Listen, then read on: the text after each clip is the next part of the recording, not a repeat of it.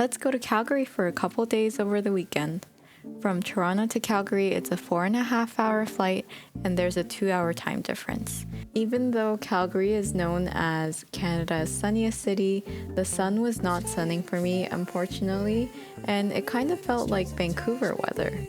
This is the downtown Calgary area, and I want to check out the Core and the Devonian Gardens. The Core is a mall in the downtown area, and then the Devonian Gardens is the tropical botanical gardens inside that mall on the top floor.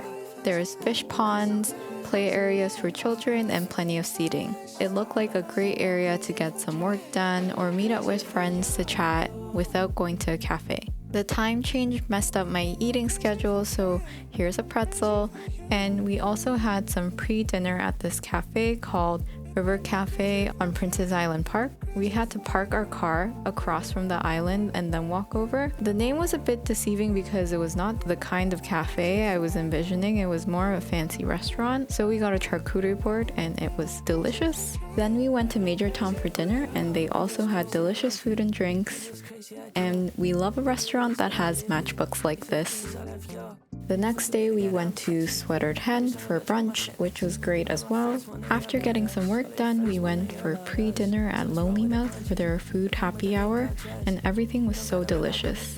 Our actual dinner was at Ruco, which was in the west location. I think there's 2 locations, one in the south, one in the west. The food was amazing here as well, and the cocktails were so fun. When I think of Calgary, I think of food and nature. I asked my friend to plan a nature component for us, and we went with her hiking friends to the east end of Rundle, also known as the Eeyore Trail. Let me give you some approximate stats on this hike. A distance of 5 kilometers, elevation of 900 meters, and takes around 3 to 5 hours to complete. Breathtaking views, but I really thought I was going to fall off the mountain because it was so steep. But it was definitely all worth it because we saw the cute mountain goats on the way down. You have no idea how relieved I was when we finally got to the bottom of the mountain.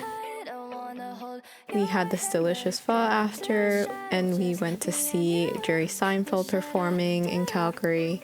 The next morning was more food at Namo, and we went to the CF Chinook Center for some shopping. I headed for the airport afterwards, which was super empty, so I got through security under 5 minutes. I went to the WestJet Elevation Lounge, which you'll need a priority pass for, and this was one of the nicer lounges that I've been to.